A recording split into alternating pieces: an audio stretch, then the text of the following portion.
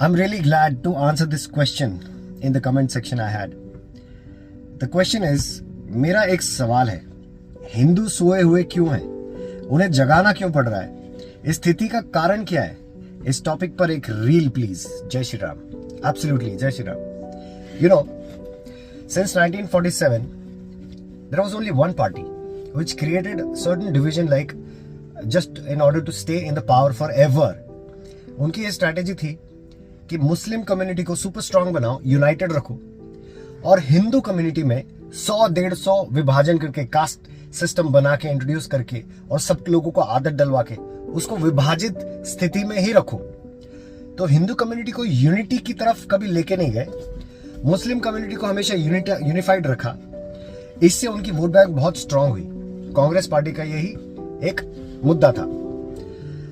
Now I want to say that universe actually, in actual sense, universe has only one rule: to balance out things.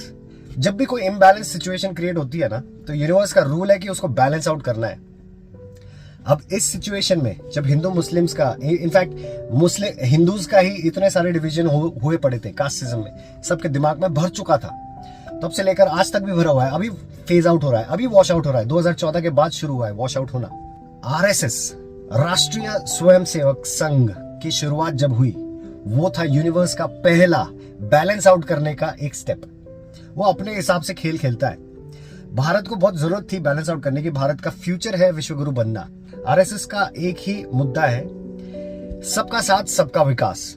एक साथ मैं आप लोगों को challenge करता हूं, कोई भी एक मुझे एपिसोड दिखा देना मुस्लिम कम्युनिटी में या किसी भी एक मुस्लिम इंडिविजुअल का राइट उससे छीना गया हो और हिंदू को दिया गया हो. जब से 2014 से मोदी सर आए हैं, बीजेपी, एनडीए, आरएसएस सब मिलके इस देश को जब से चला रहे हैं, तब से 2014 से 2025 आज है, यही सिचुएशन है कि सबका साथ सबका विकास. किसी एक को एलपीजी सिलेंडर मिल रहा है या किसी एक को एक अलॉटमेंट हो रही है, ऐसा नहीं है. सब जो कम्युनिटी उसमें रहती है, जो एरिया में जो कम्युनिटी रहती है, उन सबको उसका फायदा हो रहा है. सबका साथ सबका विकास. और हिंदुत्व इसलिए लेकर आए ताकि सब लोगों में कास्टिज्म का जो एक भ्रम भरा हुआ है उसको क्लियर कर सके. और यही मेरा आंसर होगा कि universe tries to balance out things. तो आपका जो सवाल था कि हिंदू सोए हुए क्यों हैं, उनको जगाना क्यों पड़ रहा है, यही सिचुएशन थी, इसलिए जगाना पड़ रहा है. लेकिन अब वो जागरूक हो रहे हैं. 2014 से 2025 हो गई है. मैं तो बिल्कुल नहीं मानता कास्टिज्म में. मेरे फ्रेंड्स नहीं मानते. जो भी एजुकेटेड क्राउड है वो कास्ट में बिलीव नहीं करते. बात खत्म हो गई. कम्युनिटीज डिवाइडेड है अपने आपस में, लेकिन सबको इक्वल राइट्स मिल रहे हैं हिंदुस्तान में.